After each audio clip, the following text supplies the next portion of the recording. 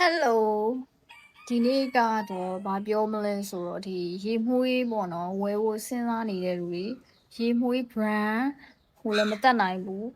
brand ကအရင်ဈေးကြည့်ရတယ်တည်မှာ brand ရေမှုေးတွေကခံတော့ခံတယ်ဒါပေမဲ့ဈေးကြည့်ရဒါပေမဲ့အဲ့ brand ရေမှုေးလောက်ဈေးအများကြီးလည်းမသုံးချင်ဘူးတနေ့လုံးလဲခံကျင်တယ်ဆိုရင်တော့ပူတင်းကဒီသုံးဘူးသမျှထဲမှာ MYSD perfume ပေါ့နော် mix အဲ့ဟာလေးကို recommend ပေးရပေါ့နော်ဒီ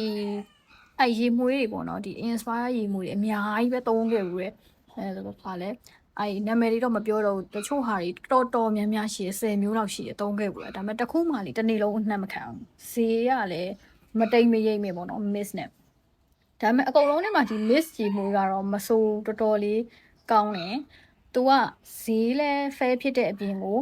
ဒီဟိုပေါ့နော်ဈေးကြီးအဲ့လိုမျိုးရေမွေးတွေနဲ့အနှံ့က90%လောက်တူတယ်ပြီးတော့အနှံ့ရေမွေးရလေတစ်နေ့လုံးခံတာဘယ်လောက်ထိခံလဲဆိုရင်လေရေမွေးစွတ်ထားပြီးတော့တစ်နေ့လုံးခံနေအပြင်ကိုလေအဲ့စွတ်ထားတဲ့အင်ကြီးလျှော်ပြီးလှမ်းတာတော့မှနေလှမ်းပြီးတဲ့ဒီအနှံ့ကြမ်းတော့ပူတဲ့ဒီ miss ရေမွေးထဲမှာတခြားအနှံ့နေတော့မသိဘူးပေါ့နော်သုံးမှုတဲ့ဟာကကြတော့ဒီဟာတော့ Gucci ရဲ့ blonde သုံးမှုတယ် Victoria Secret ရဲ့ Bond Share ပေါ့နော်အဲ့နှစ်ခုကတော့တော်တော်လေးကောင်းတယ်ကိုကတကယ်လို့အနှံ့ကိုကြိုက်မသေးကြသေးဘူးဆိုရင်ဒီလိုမျိုးပလင်းသေးလေးအရင်စောက်ဝယ်တော့ပလင်းသေးရလေလေပလင်းသားသေးရတော်တော်ခန်းတယ်နော်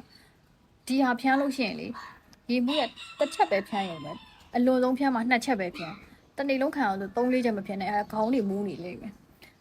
ဒီနှစ်ခုကတော့တော်တော်လေးလဲအနှံ့ခံတယ်အဆင်ပြေတယ်ပူတင်းအဲ့နှစ်ခုထဲမှာမပြောရရင်တော့ဒီ Victoria Secret ရဲ့ Bond Share ကိုပို့ပြီးတော့ပို့လဲကြိုက်တယ်ပို့လဲ recommend ပေးတယ်ပေါ့နော်ပို့ပြီးတော့လည်းအနှံ့ခံတယ်လို့ခံစားရတယ်အဲ့တော့ဒီဟာတွေအရင်တော့ပူတင်းဝယ်တော့2000ကျော်ပဲအခုဆိုရင်တော့3000ကျော်လောက်တော့ရှိနေချင်တာပဲ